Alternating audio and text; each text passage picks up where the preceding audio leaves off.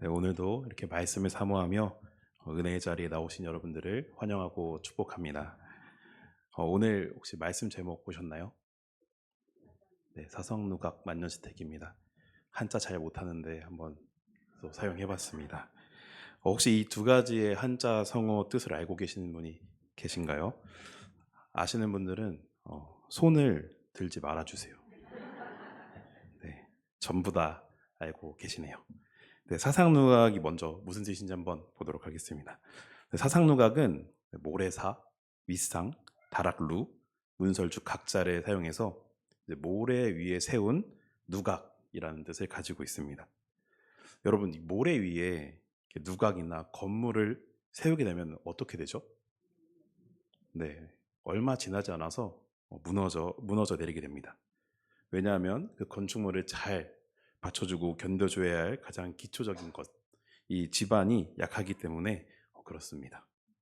그래서 사상누각이라는 이 한자는요, 기초가 튼튼하지 못하여서 오래 견디지 못하는 것, 그런 일들을 말합니다. 그렇다면 만년지택, 이건 무슨 뜻일까요? 일만만자에 해년, 가일지, 집택자를 사용합니다.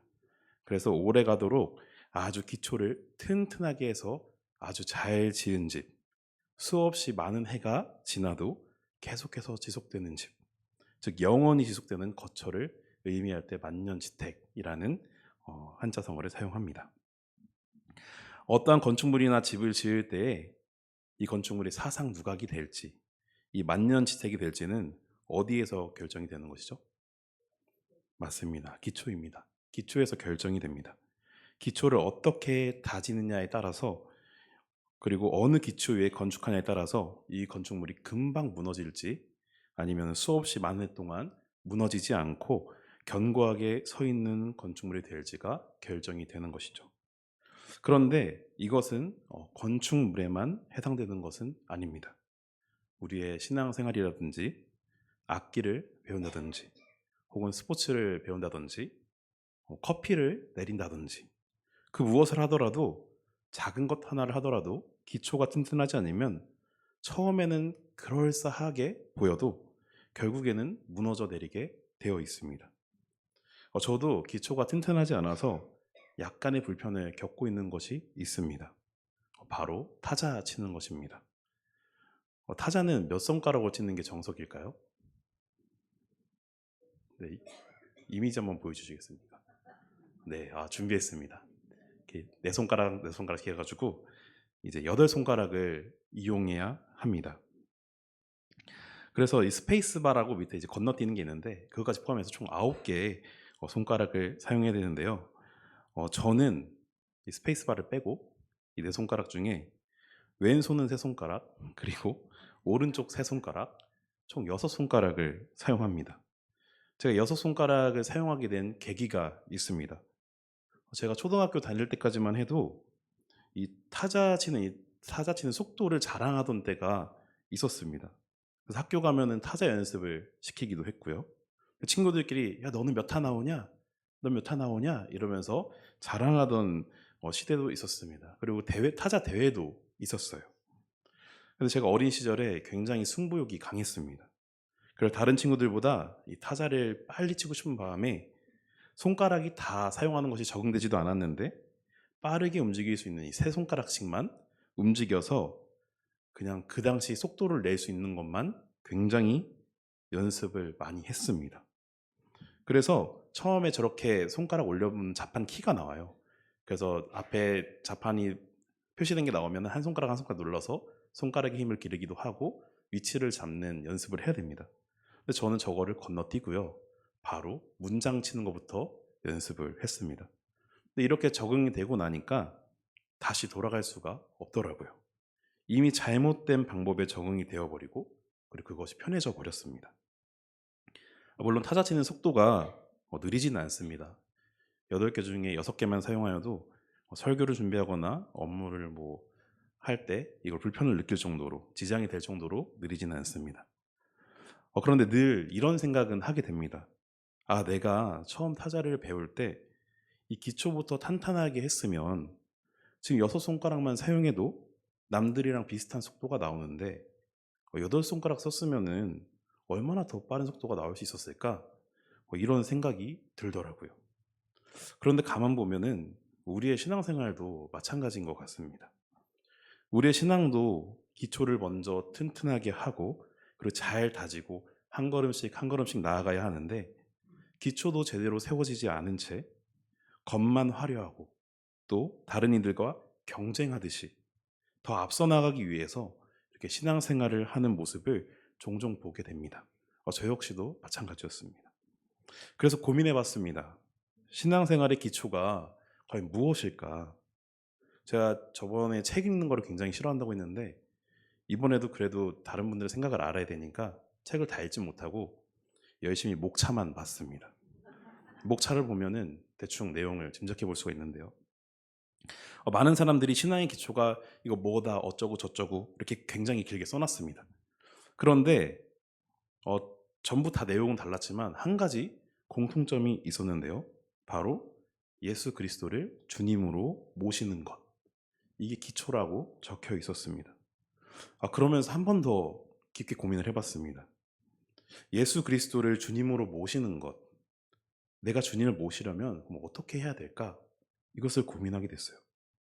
그러면서 문득 들었던 생각은 우리가 귀한 손님을 대접할 때 어떻게 대접합니까? 내가 할 수 있는 최선의 장소에서 내가 할 수 있는 최고의 음식을 대접합니다. 그래서 생각했어요. 이거다.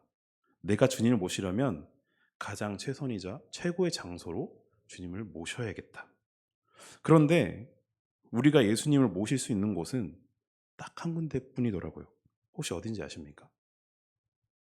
네, 여기서 들렸습니다. 바로 나입니다. 예수님은 그 어디도 아니고 바로 내 안에 나에게 모실 수가 있었습니다. 그런데 그렇게 생각하고 저를 되돌아보니까 너무나도 초라해 보였습니다. 여러분들은 어떠십니까? 예수님을 모실 수 있는 거룩한 성전이 바로 내가 되어야 하는데 여러분 안에는 어떠한 성전이 지금 세워져 있습니까? 오늘 이 시간 저와 함께 예수님께서 이 임재하실 최고의 성전을 함께 세워가는 저와 여러분이 되시기를 예수님의 이름으로 소망합니다. BC 1세기경에 활약했던 고대 로마의 기술자이자 건축가였던 마르쿠스 비트루비우스라는 사람이 있습니다. 그런데 이 사람이 건축에서는 꼭 빠져서는 안 될 중요한 세 가지 요소를 제시했습니다. 첫 번째는 견고함이고요. 두 번째는 유용성입니다. 그리고 세 번째는 아름다움입니다. 이 세 가지가 건축할 때 꼭 필요한 것이라고 말했습니다. 우리가 예수님을 모실 성전을 실제로 이렇게 건축물로 지어서 만드는 것은 아니지만 저 세 가지 요소를 통해서 우리 안에도 세워나가면 보다 견고하고 유용하고 아름다운 성전이 되지 않을까라는 고민이 들었습니다. 그래서 이것을 통해서 함께 말씀을 나누고자 합니다. 첫 번째는 우리 성전, 우리 안에 세워진 성전을 아주 견고하게 세워나가야 합니다.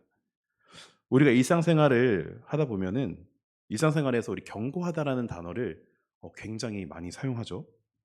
혹시 견고하다의 이 사전적 의미를 알고 계신 분이 계실까요? 네. 아무래도 다 단단하다, 튼튼하다 이렇게 말씀해 주실 것 같아요. 그래서 제가 국어사전을 또 찾아봤습니다.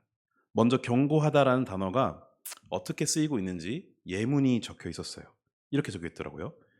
그는 어떠한 유혹에도 굴복하지 않고 견고하게 자기의 신념을 지켰다라고 예문이 적혀 있고 거기에 견고라는 뜻을 이렇게 적어 놓았습니다. 사상이나 의지 따위가 동요됨 없이 확고하다 이렇게 적혀 있었습니다. 그냥 튼튼한 것을 넘어서 동요될 만한 흔들림 따위도 없는 상태, 이것이 바로 견고하다라는 것이죠. 그런데 우리 안에 임재하실, 우리 안에 이미 주님께서 임재하실 성전이 우리는 분명하게 세워져 있지만 우리의 신앙이 흔들릴 때가 정말로 많은 것 같습니다. 자주 사용하는 말로는 시험 든다라는 말이 있죠. 우리가 신앙생활하면서 시험에 들지 않을 수는 없습니다. 그러나 이 시험이 들었을 때 무너지는 사람이 있고 견고하게 견뎌내는 사람, 세워져 있는 사람이 분명하게 있다는 것입니다. 저는 여기 계신 모든 분들께서 어떠한 시험의 상황이 오더라도 신앙을 견고하게 지켜내시기를 예수님의 이름으로 소망합니다. 그런데 계속해서 반복되게 흔들리면요, 결국은 무너지게 되어 있습니다. 아주 단단한 철근, 이 철근도요, 한번 휘었다가 피면 부러지나요? 네, 안 부러집니다. 근데 계속해서 휘었다 폈다 휘었다 폈다 계속하면요, 그 충격이 가해졌던 부분이 결국은 약해지고 끊어지게 되어 있습니다. 그래서 우리의 신앙도 흔들리지 않을 수는 없겠지만 그 흔들림을 줄여 나가야 하는데 그 방법은 오직 딱 하나입니다. 이 성전을 내가 세워가는 것이 아니라 그리스도께서 세워가실 수 있도록 맡겨드리는 것입니다. 세계에서 가장 높은 빌딩이 이 두바이에 있는 부르즈 할리파라는 건물입니다. 사진 한번 보여주시겠습니까? 네, 와, 엄청나게 높죠. 두바이에 있는 부르즈 할리파라는 건물입니다. 그런데 이 빌딩을 우리나라 삼성물산이 지었습니다. 그런데 이 고층 빌딩을 지을 때 가장 위험이 되는 요소가 뭔지 아십니까? 바람입니다. 올라갈수록 바람이 굉장히 강하게 붑니다. 그래서 이 바람이 건물을 지나가면서 건물을 밀어내기도 하고 당기기도 합니다. 그래서 엄청나게 건물을 짓는 순간에도 많이 흔들린다고 하죠. 그런데 중동 국가는요, 강한 모래바람이 아주 많이 불고요. 또 바닥도 모래가 엄청나게 많이 쌓여 있습니다. 그래서 지반이 굉장히 약합니다. 위에서는 바람이, 땅은 굉장히 무른 지반인 것이죠. 그래서 이 시공법과 기초공사가 굉장히 중요합니다. 그래서 삼성물산이 저 건물을 올리기 전에 무려 2년이라는 시간 동안 바닥을 다지는 공사만, 기초공사만 했다고 합니다. 그리고 나서 5년이 지나서 저렇게 세계에서 가장 높은 빌딩을 완성하게 되었죠. 그러면서 한국의 이 건축 기술이 세계로 퍼져나가게 됩니다.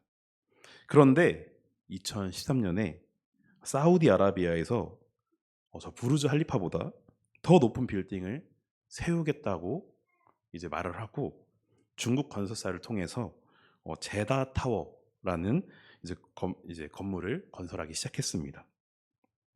그런데 사우디도 중동 국가라서 마찬가지죠. 그런데 너무나도 악조건이었기 때문에 이 공사가 7년 동안이나 중단이 되었다고 합니다. 그래서 지금 보시면은 저기 왼쪽에 있는 사진이 사우디가 저렇게 짓겠다라고 생각했던 건물이고요. 지금 이 오른쪽에 있는 건물이 짓다가 도저히 안 돼서 7년 동안 멈춰 있는 상태의 건물입니다.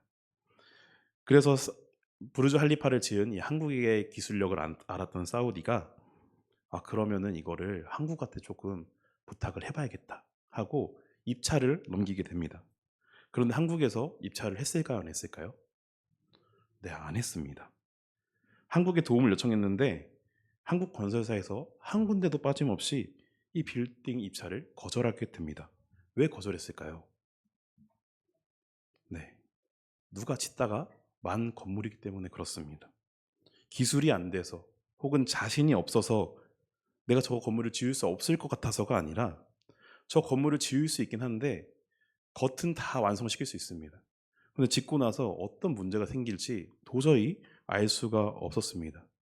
한국이 지으려면 애초에 기초부터 우리나라가 할 수 있는 시공법, 우리나라의 기술로 기초부터 다지고 올라갔어야 안전한 빌딩을 지을 수가 있는데 이미 저만큼이나 다른 국가에서, 다른 건설사에서 올려놨기 때문에 한국에서 중간에 들어가기엔 너무 리스크가 크다라고 생각해서 저 빌딩 입찰을 거절하게 되었죠. 저것을 보면서 전 무슨 생각을 했냐면 우리의 안에 있는 이 신앙, 성전 또한 마찬가지이겠다라고 생각을 했습니다. 내가 죽지 않고 이미 내가 쌓아놓은 그 성전 위에 신앙을 쌓아가고 믿음을 쌓아가면 언젠가는 무너져도 이상하지 않겠구나. 그런 생각이 들더라고요.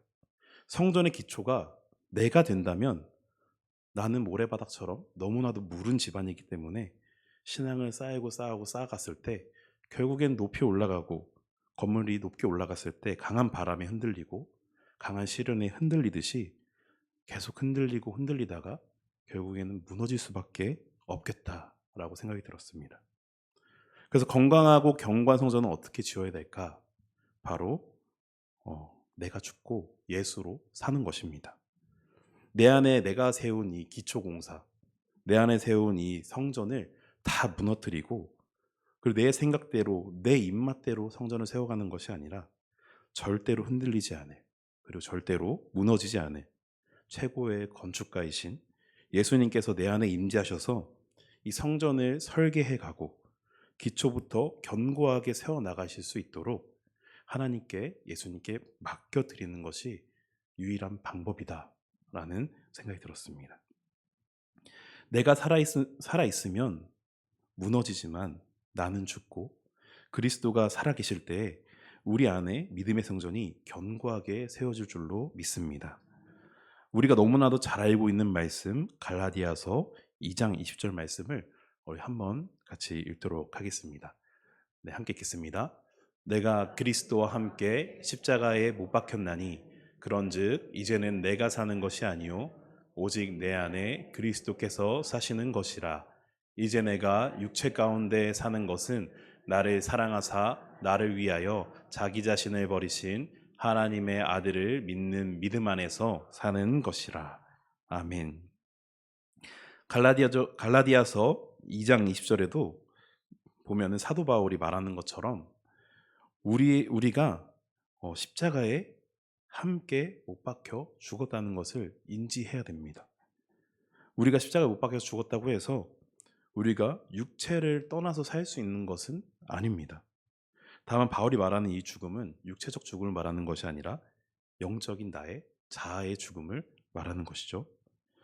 이전에는 자신이 자기 삶의 주인의 노릇을 했다면 이제는 내 속에 나의 자아는 죽고, 그리고 그 죽은 자리에 그리스도께서 사시게 되었다라는 말씀인 것이죠. 이제는 내 삶의 주인이 내가 아니라 그리스도께서 주인이 되어야 합니다.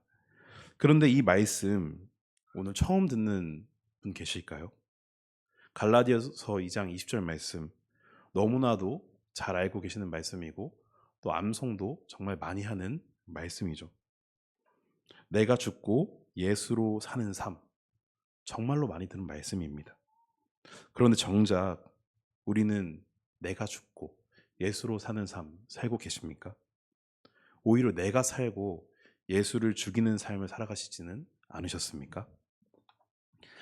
하나님께서 사랑하시는 모든 성도 여러분, 오늘 다시 한번 결단하셔서 나는 죽고 예수로 살아서 우리의 신앙의 기초를 처음부터 견고하게 세워가시기를 예수님의 이름으로 소망합니다. 그로 말미암아 어떠한 강풍이 불어도 흔들리지 않고, 또 내가 연약하고 무른 집안이기에 성전을 세워가기에 아무리 악조건을 갖추고 있을지라도 각자에게 맞는 다양한 시공법을 통해서 견고하게 세워나가시는 하나님의 은혜를 누리시는 저와 여러분이 되시기를 예수님의 이름으로 소망합니다. 견고함으로 이 기초를 세우셨다면 두 번째 요소는 유용함입니다. 유용하다를 풀어서 말하자면 쓸모가 있다입니다. 즉 우리는 거룩한 생전을 세워서 쓸모 있는 사람이 되어야 됩니다.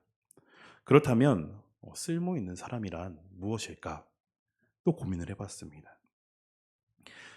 쓸모 있는 사람, 사회에 도움이 되는 사람이 쓸모 있는 사람일까요? 아니면 어디서든 귀하게 쓰일 수 있는 사람이 쓸모 있는 사람일까요? 그렇다면 반대로 사회에 도움이 안 되는 사람은 쓸모없는 사람인가요? 또 어디선가 귀하게 쓰임받고 있지 못한 사람은 그 사람 역시 쓸모없는 사람입니까? 아니죠. 우리가 흔히 말하는 이 쓸모라는 기준은 사회에서 요구하는 기준인 것입니다. 좋은 대학을 나왔는가? 대기업을 다니는가? 사회에서 인정하는 직업을 가졌는가? 돈이 많은가? 혹은 부동산이 있는가? 이러한 기준은 다 사회에서 요구하는 기준인 것입니다. 만약 내 정체성을 사회에서 찾으려고 한다면 결국 우리는 언젠가는 다 쓸모없는 사람이 되어 버립니다. 아무리 좋은 직장을 다녀도요, 언젠가는 은퇴해야 되고요. 아무리 돈이 많아도요, 한순간에 사라질 수도 있는 것입니다. 내가 지금 사회에서 쓸모 있는 사람이라고 말할지라도 우리 쓸모의 기준을 사회에 맞춘다면 언젠가는 우리가 전부 다 쓸모없는 사람이 되어버린다는 것이죠. 그런 성경에서는 쓸모 있는 사람을 사회의 기준에 맞추지 않습니다. 빌레몬서 1장 11절 말씀을 우리가 함께 읽어보도록 하겠습니다. 함께 읽습니다. 그전에는 내가 무익하였으나 이제는 나와 내게 유익함으로. 아멘. 빌레몬서의 말씀. 이 개역 개정에서는 무익하였으나 유익해졌다라고 말하지만 새 번역과 그리고 현대인 공동 번역에는 어떻게 번역이 되어 있냐면요. 내가 그전에는 쓸모없는 사람이었으나 이제는 쓸모 있는 사람이 되었다라고 말합니다. 여기서 말하는 쓸모없는 사람은 빌레몬의 종이었던 그 오네시모를 말합니다. 왜 오네시모가 쓸모가 없었습니까? 오네시모가 빌레몬에게 어떠한 손해를 끼치고 달아났기 때문입니다. 쓸모가 없다고도 할 수도 있지만 그런 일 때문에 쓸모가 없다라고 말할 수도 있겠지만 또 한편으로는 오네시모는 그 당시에 종이었습니다. 노예였습니다.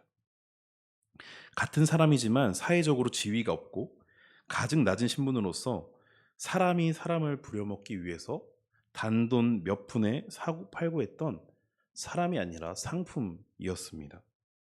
그래서 그 당시 로마 시대에는 종 하나가 죽거나 사는 것, 이런 문제는 아무런 문제가 되지 않았습니다.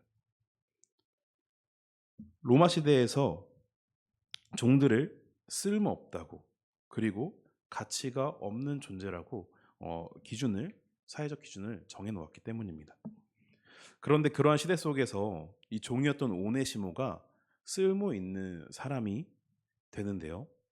그는 여전히 종의 신분을 가지고 있었고 사회적으로도 쓸모없고 가치가 없는 신부님에는 변함이 없었습니다.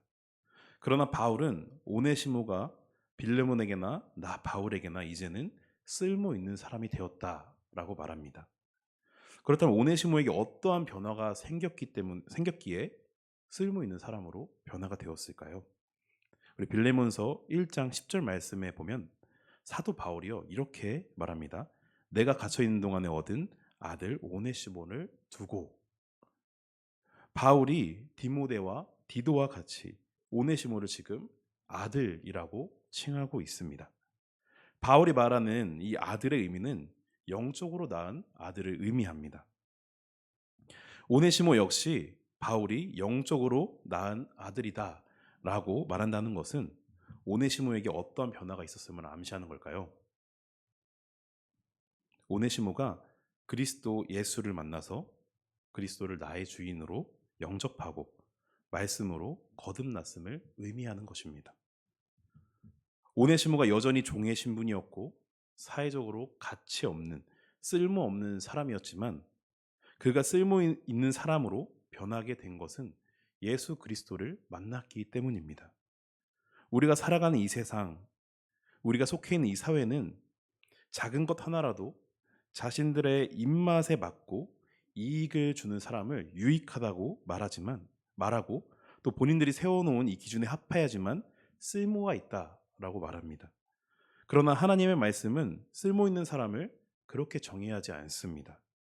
빌레몬서의 말씀처럼 쓸모 있는 사람은 예수를 믿고 변화된 사람입니다. 다른 그 어떤 것도 아닌 예수 그리스도를 인정하고 나의 주님으로 인정하여 그로 말미암아 내가 변화된 사람, 그 사람이 바로 쓸모 있는 사람이다 라고 말하는 것이죠. 그러므로 오늘 이 자리에 계신 모든 여러분들은 다 예수님께서 인정하신 쓸모 있는 사람들입니다. 반대로 나움 1장 14절에서는 이렇게 말합니다. 내가 내 신들의 집에 새긴 우상과 또 부은 우상을 멸절하여 내 무덤을 준비하리니 이는 내가 쓸모없게 되었음이라. 아멘.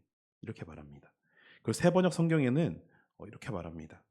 내 산당에서 새겨 만든 신상과 부어 만든 우상을 다 부수어 버리며 내가 쓸모없게 되었으니 내가 이제 내 무덤을 파놓겠다.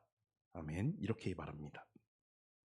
즉 예수 그리스도를 믿는 자는 쓸모 있는 사람, 유용한 사람입니다. 반대로 예수 그리스도를 믿지 아니하고 스스로 새겨 만든 신상과 의상을 만들어 섬기는 자들은 쓸모없는 자들이다라고 말합니다. 우리가 내 안에 거룩한 성전을 세워가려면, 그리고 그 성전이 유용하게 사용되려면 오직 예수 그리스도를 믿는 것입니다. 오직 예수 그리스도를 믿음으로 내 안에 거룩한 성전이 세워지고 또 그 안에서 역사하시고 일하시고 붙드시는 예수님으로 말미암아 하나님이 보시기에 유용한 사람, 쓸모 있는 사람이 되는 것이죠. 사랑하는 성도 여러분, 여기 계신 저와 그리고 모든 성도 여러분이 하나님께 쓸모 있는 사람이 되시기를 예수님의 이름으로 소망합니다. 내 안에 주님을 모심으로 거룩하고 경건한 성전을 세워간과 동시에 그 주님으로 말미암아 쓸모 있는 사람이 되시기를 간절히 예수님의 이름으로 소망합니다. 마지막으로 세 번째는 아름다움입니다.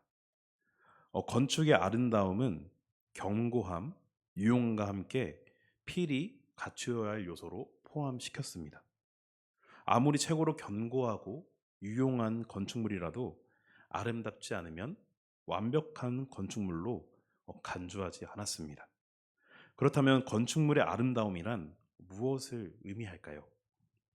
16세기 르네상스 건축가였던 안드레아 팔라디오는 건축의 3요소인 이 아름다움을 이렇게 정의합니다. 아름다움은 아름다운 형태에서 나오는 것이며 전체가 부분에 일치하고 부분들이 서로 일치하며 부분이 전체에 일치하면서 나오는 것이다. 그리고 마지막 이 문장으로 아름다움을 완성시킵니다. 그럼으로써 건물은 완전 무결한 몸체를 갖게 된다. 즉 안드레아 팔라디오가 말하는 이 아름다움을 한마디로 정리하자면 전체적인 조화를 말하는 게 아닐까 싶습니다. 건축물의 모든 것들이 조화가 이루어질 때 진정 아름답다라고 할 수 있는 것이죠. 전체가 부분에 일치해야 하고 부분들이 서로 일치해야 되고 또 서로 일치한 그 부분들이 전체에 일치하는 것, 이것이 우리의 삶 속에 적용되었을 때 우리도 아름다운 성전을 갖추게 되는 것입니다. 즉 우리는 예수님과 조화를 이루어야 합니다. 내 안에 계신 예수님과 내가 일치해야 합니다. 또 나의 신앙과 믿음과 삶과 행동과 언어 등 사소한 것들 하나하나 모든 것을 포함해서 이 모든 것이 그리스도인이라는 큰 틀 안에서 분명하게 일치해야 합니다. 마치 예수님의 모든 행동과 말씀, 삶과 신앙, 믿음이 그랬던 것처럼요. 내가 예수 그리스도를 믿는다고 말하지만 나의 신앙과 믿음이 삶과 행동에서 분리되어 있다면 안 되는 것이겠죠. 그렇다면 그것은 아름답다라고 할 수 없는 것입니다. 조화롭지 않은 것입니다. 아마 무언가를 조립해 보신 분들은 이 말이 어떤 의미인지 아실 수 있습니다. 제가 몇 주 전에 초등부의 책상 하나를 구매하게 되었습니다. 그냥 뚝딱뚝딱 하면 될 것 같지만 각 부분마다 필요한 나사의 길이가 다 다릅니다. 그리고 볼트와 너트의 크기도 다 다릅니다. 그런데 이 작은 부품들이 각 필요한 위치에서 사용되지 않고 무작위로 무분별하게 아무 데나 사용하면 이 책상을 완성시킬 수가 있을까요? 절대로 완성되지 않습니다. 어찌저찌 겉으로는 그럴싸하게 완성된 것처럼 보일지라도 금방 무게가 가해지면 부서지겠죠. 그래서 거기에 종이 한 장이 들어 있습니다. 무엇일까요? 네, 설명서입니다. 그 설명서를 보고 각 부품마다 안내된 위치에 잘 사용하면 완벽한 책상이 만들어집니다. 각 부품들이 서로 조화를 이루어야지만 완전한 책상이 되는 것이죠. 우리 또한 마찬가지입니다. 우리가 예수 그리스도를 믿는다고 선포할지라도 전혀 그리스도인 같이 살아가지 않고 삶과 행동과 언어, 모든 것들이 이 믿음과 동떨어져 있다면 겉으로는 그리스도인처럼 보일지라도 언젠가는 무너져 내려버릴 것입니다.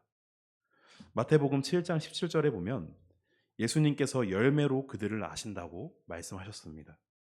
좋은 나무에서는 아름다운 열매가 맺고 못된 나무에서는 나쁜 열매가 맺는다고 말씀하셨습니다. 그래서 하나님께서는 우리에게 하나님 앞에 합당한 자로서 조립해 갈 수 있는 설명서인 성경을 우리에게 주신 것입니다.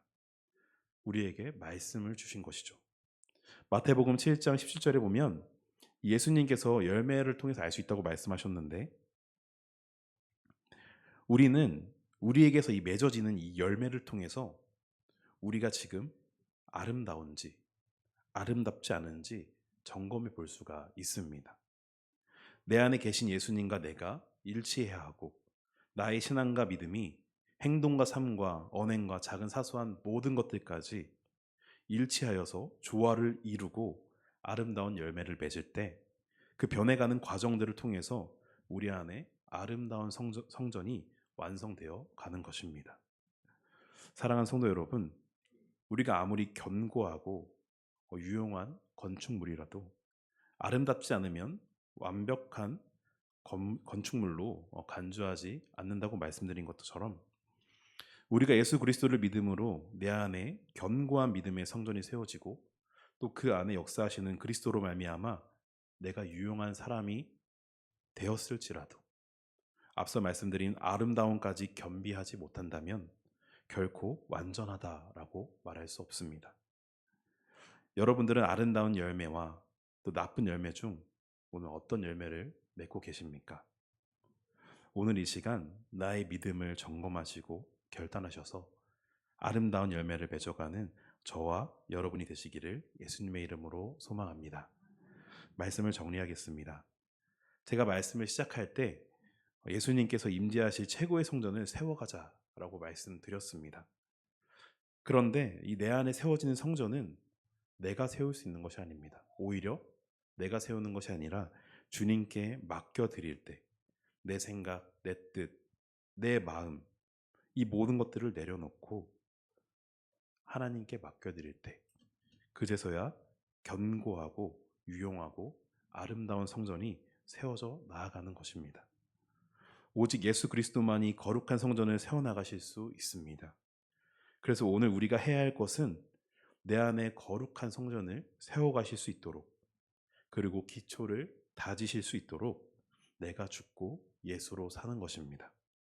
그 공사 가운데에, 예수님께서 공사하시는 그 가운데에 우리가 개입하지 않는 것입니다. 오로지 주님의 뜻으로만 세워지기를 간절히 기도하는 것입니다. 그로 말미암아 견고하게 세워져서 어떠한 강풍에도 어떠한 시련에도 흔들리지 않는 믿음을, 그리고 유용하고 쓸모있는 자로 세우셔서 그리스도인으로서 세상의 빛과 소금의 역할을 감당하는 삶을, 또 아름다운 그리스도인으로서 세워져서 세상에 그리스도의 향기를 내뿜는 저와 여러분이 되시기를 예수님의 이름으로 축복합니다. 기도하겠습니다. 우리 안에 임재하셔서 늘 놀라운 은혜의 길로 인도해 주시는 주님, 오늘도 한 걸음씩 한 걸음씩 주님과 동행하며 주님의 발자취를 따라가게 하시니 감사드립니다. 고린도전서 3장 16절의 말씀처럼 우리 몸은 하나님과 성령님이 임재하시는 거룩한 성전입니다. 하나님께서는 하나님의 성전이 거룩함과 같이 너희도 거룩하라 하셨지만 저희 능력으로는 결코 거룩할 수 없으므로 온전히 주님께 맡겨드립니다. 거룩하신 주님, 예수 그리스도를 통하여 우리 안에 거룩한 성전을 세워 주시옵소서. 모래같이 무른 땅이지만 주님의 능력으로는 견고하게 세우실 수 있으며, 쓸모없는 자이지만 쓸모 있는 자로 세우시고, 못된 나무는 모조리 뽑아내고 좋은 나무를 심어 아름다운 열매를 맺게 하실 주님을 간절히 구하고 의지합니다. 주님께서 우리 안에 역사하시고 견고한 성전을 세우셔서 어떠한 강풍에도 흔들리지 않을 믿음을 허락하여 주옵시고, 금방 무너질 모래 위가 아닌 기초가 튼튼한 반석 위에 우리의 믿음과 신앙을 쌓아가게 하셔서 완전해질 수 없지만 저희를 주님과 함께 온전한 완전의 길을 걸어나갈 수 있도록 주님께서 우리의 삶에, 우리의 모든 인생 가운데 동행하여 주시옵소서. 오늘 이 시간 나는 죽고 예수로 살겠다고 다짐하는 모든 성도들 가운데 친히 임재하셔서 거룩한 성전으로 세워가실 예수 그리스도의 이름으로 간절히 기도합니다. 아멘.